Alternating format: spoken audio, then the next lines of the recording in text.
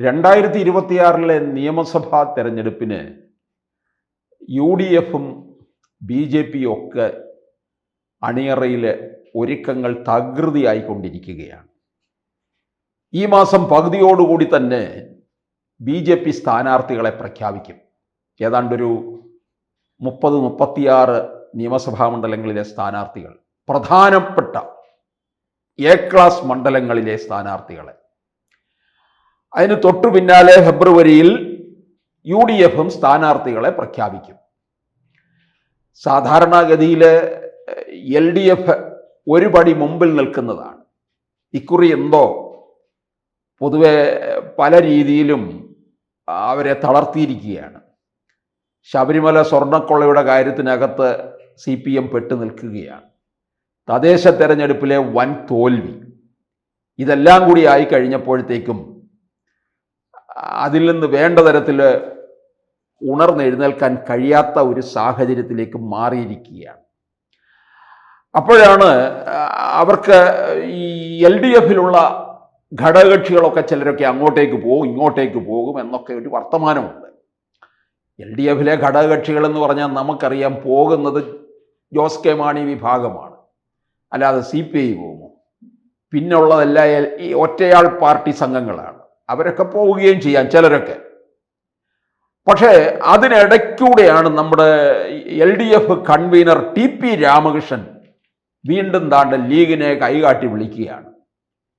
ലീഗാണെങ്കിലോ UDF മുന്നണിയിൽ ഉറച്ചു നിന്നുകൊണ്ട് അവിടെ മുന്നണി വിപുലീകരണത്തിന് ശ്രമിച്ചുകൊണ്ടിരിക്കുകയാണ്. UDFിനകത്ത് അധ്വാനിക്കുന്ന ഘടകകക്ഷി ആരുണ്ടെന്ന് ചോദിച്ചാൽ അത് മുസ്ലിം ലീഗ് മാത്രമേ ഉള്ളൂ. അതിനിടയ്ക്കൂടെയാണ് ലീഗിനെ കൈകാട്ടി വിളിക്കുന്നത്. അവർ പറയുന്നത് നിലപാട് തിരുത്തിയാൽ ലീഗിന് വരാമെന്നാണ്. LDF മുന്നണിയിലേക്ക് നിരവധി പേര് വരാൻ കാത്തിരിക്കുകയാണെന്നാണ് TP രാമകൃഷ്ണൻ പറയുന്നത്. ആരും ഇവിടെ നിന്നെങ്ങും പോകുന്നില്ല. ഈ ഏതാനും മാസങ്ങൾക്ക് മുമ്പ്, തദ്ദേശ തെരഞ്ഞെടുപ്പിനും മാസങ്ങൾക്ക് മുമ്പ്, പിണറായി വിജയൻ LDFിലെ ഘടകകക്ഷികൾക്കെല്ലാം ഉറപ്പ് കൊടുത്തു, 3ാം തവണയും നമ്മൾ തന്നെ അധികാരത്തിലെത്തുമെന്ന്. അപ്പോഴങ്ങോട്ടും ഇങ്ങോട്ടും ഒക്കെ ചാടാനായിട്ട് ചർച്ചയും ഒക്കെ നടത്തിക്കൊണ്ടിരുന്നവർക്ക് ഒരു ചെറിയൊരു മനംമാറ്റമുണ്ടായി. ഇപ്പോഴിതാ ഇന്റലിജൻസ് റിപ്പോർട്ട് വന്നിരിക്കുകയാണ്. കേരളം ഒരു തൂക്കസഭയിലേക്ക് പോകാനുള്ള എല്ലാ സാധ്യതയും ഉണ്ട്. LDFിനോ UDFിനോ ഒറ്റയ്ക്ക് ഭരിക്കാൻ സാധിക്കാത്ത അവസ്ഥ. BJP 20 സീറ്റ് നേടും. ഇത് മറ്റ് 2 മുന്നണികളെയും ആകെക്കൂടെ അങ്കലാപ്പിലാക്കിയിരിക്കുകയാണ്. UDFിനായിരുന്നു വലിയൊരു പ്രതീക്ഷയോടുകൂടി ഇരുന്നത്. അവർ തദ്ദേശ തെരഞ്ഞെടുപ്പിൽ അവർ പ്രതീക്ഷിച്ചതിനപ്പുറമുള്ള ഒരു വിജയമുണ്ടായി. അപ്പോൾ തീർച്ചയായിട്ടും അധികാരത്തിൽ വരും. ആര് മുഖ്യമന്ത്രിയാകണം, ആര് ധനകാര്യമാകണം, ആര് ആഭ്യന്തരമാകണം എന്നൊക്കെ കോൺഗ്രസ്സുകാരിങ്ങനെ ചിന്തിക്കുകയും പണി തുടങ്ങുകയും പാരവെപ്പ് ആരംഭിക്കുകയും ഒക്കെയാണ്. ഇതിനിടയ്ക്ക് കൂടിയാണ് അപ്പം ലീഗിനെ സംബന്ധിച്ചിടത്തോളം അവര് അധികാരം കിട്ടണം എന്ന് തന്നെയാണ്. അവരെ വളരെ നിശബ്ദമായ അവരുടെ പ്രവർത്തനങ്ങൾ നടത്തിക്കൊണ്ടിരിക്കുകയാണ്. നമുക്കറിയാം, ഏറ്റവും അവസാനം നടന്ന ഉപതെരഞ്ഞെടുപ്പ് നിലമ്പൂരിൽ അവർ നന്നായി അധ്വാനിച്ചു. അത് ഉപതെരഞ്ഞെടുപ്പുകളിലൂടെ എല്ലാം ലീഗ് അധ്വാനം ഉണ്ടായിരുന്നു. കാരണം അത്തരത്തിലൊരു വിജയം ഉണ്ടായി കഴിയുമ്പോൾ കേരളത്തിലൊരു UDF തരംഗമുണ്ട് എന്ന് ബോധ്യപ്പെടുത്തി കൊടുക്കാൻ കഴിയും. ഒരു ഭരണത്തിനെതിരായിട്ടുള്ള ഒരു വികാരം ഇവിടെ നിൽക്കുന്നുണ്ട് എന്ന് ബോധ്യപ്പെടുത്തി കൊടുക്കാൻ അതിനുവേണ്ടിയാണ് ലീഗ് അധ്വാനിച്ചത്. ആ ലീഗിനെയാണ് ഇപ്പോൾ TP രാമകൃഷ്ണൻ വിളിക്കുന്നത്. മുമ്പും വിളിച്ചിട്ടുണ്ട്. TP രാമകൃഷ്ണൻ LDFിന്റെ കൺവീനറായ സമയത്ത് പറഞ്ഞു, മുന്നണി വിപുലീകരിക്കുമെന്ന് പറഞ്ഞു. നിങ്ങൾ ജമായത്തെ ഇസ്ലാമിയും വെൽഫെയർ പാർട്ടിയും PDPയും SDPIയുമായിട്ടുള്ള ബന്ധമൊക്കെ വിച്ഛേദിച്ചിട്ട് വരാനാണ് പറയുന്നത്. ആര്? CPM. ബന്ധം വിച്ഛേദിച്ചിട്ട് വരാൻ ഇവരുടെ തോളിലിരുന്നും വളർന്നവരാണ് അവരൊക്കെ തന്നെ. ഈ പോപ്പുലർ ഫണ്ട് SDPIയെ ഒക്കെ വളർത്തിക്കൊണ്ടുവന്നത് ആരാണ്? CPMന് പങ്കില്ലേ? പോപ്പുലർ ഫണ്ടിലൂടെയല്ലേ ഒരു ന്യൂമാൻ കോളേജിലെ പ്രൊഫസർ TJ ജോസഫിന്റെ കൈവെട്ടിയത്? എറണാകുളം മഹാരാജാസ് കോളേജിലെ അഭിമന്യുവിൻ്റെ മരണം ഇതിനൊക്കെ ആർക്കായിരുന്നു പങ്കുണ്ടായിരുന്നത്? ആലപ്പുഴയിൽ ഉയർന്ന മുദ്രാവാക്യം വിളിയിൽ കേരളം മുഴുവൻ നടുങ്ങിയില്ലേ? അന്ന് കോടതി എത്രയോ പ്രാവശ്യം പറഞ്ഞതിന് ശേഷമാണ് അവരെ അറസ്റ്റ് ചെയ്യാൻ നീക്കം തുടങ്ങിയത്.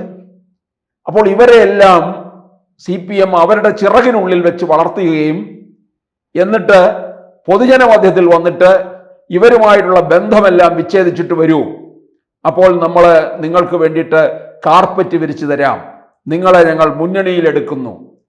ഇതെന്താണ്? ലീഗിനാണ്. ഈ UDF-ലെ പ്രധാന ഘടകകക്ഷി ലീഗ് തന്നെയാണ്. അത് ലീഗ് കഴിഞ്ഞാൽ പിന്നെ ആരുണ്ടെന്ന് ചോദിച്ചാൽ അത് കേരള കോൺഗ്രസ് ആണ്, അത് ജോസഫാണ്. ഇപ്പൊ രണ്ടുപേരേ ഉള്ളൂ, ബാക്കിയൊക്കെ ഒറ്റയാൾ പട്ടാളങ്ങളാണ്. ഈ ഒറ്റയാൾ പട്ടാളങ്ങളായാൽ പോലും അവരെ എല്ലാം തടഞ്ഞു നിർത്തി മുമ്പോട്ട് കൊണ്ടുപോയിക്കൊണ്ടിരിക്കുകയാണ് ലീഗ് അടക്കമുള്ളവർ.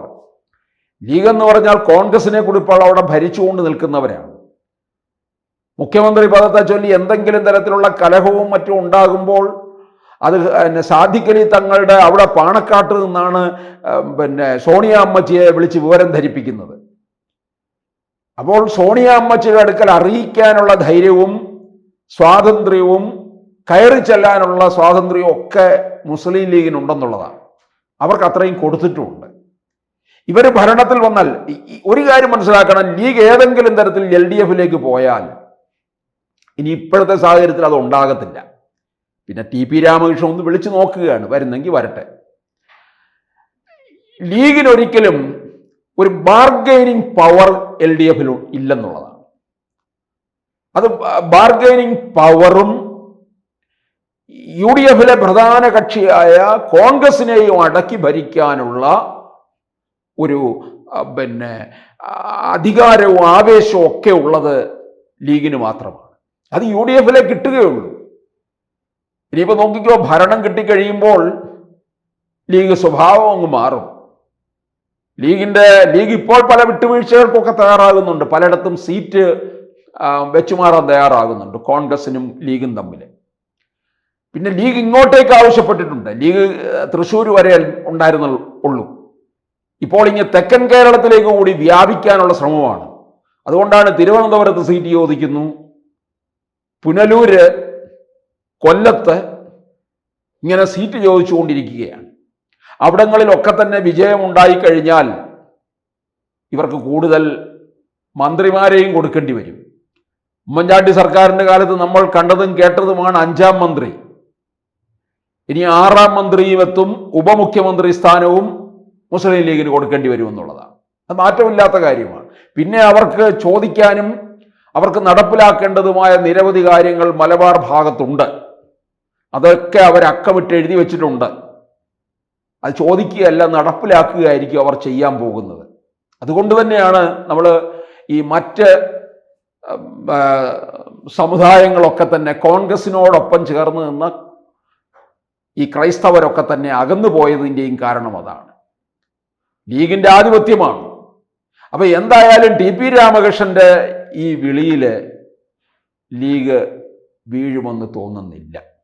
കൂടുതൽ വാർത്തകളും വിശേഷങ്ങളും നിങ്ങളിലേക്ക് എത്താൻ ABC മലയാളം സബ്സ്ക്രൈബ് ചെയ്യുക, ബെൽ ബട്ടണും അമർത്തുക.